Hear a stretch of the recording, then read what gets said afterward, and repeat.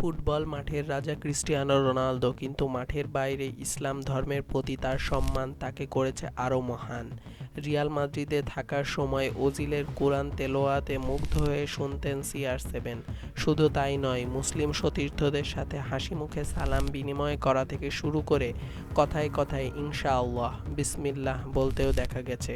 তবে সবচেয়ে বেশি আলোড়ন হয়ে ওঠে যখন সৌদি আরবের ক্লাব আল নাসেরের দুর্দান্ত এক গোলের পর মাঠে সিজদা করে উদযাপন করেন তিনি। একজন অমুসলিম হয়েও আল্লাহর প্রতি এই সম্মান দেখে মুসলিম বিশ্ব আবেগে আপ্লুত হয়েছিল। তাছাড়া ফিলিস্তিনিদের শিশুদের পাশে দাঁড়ানো কিংবা সৌদি আরবের ঐতিহ্যবাহী পোশাক, তার সাবলীল উপস্থিতি। স্বল্প তথ্য মতে জানা গিয়েছে, গত বছর মুসলমানদের অনুভূতি বুঝতে 2 দিনের রোজা রেখেছিলেন ক্রিস্টিয়ানো রোনালদো। সবকিছুই প্রমাণ করে ইসলামের প্রতি তার অগাধ শ্রদ্ধা। রোনালদোর কোন মুহূর্তটি আপনার সবচেয়ে প্রিয়, কমেন্টে জানান।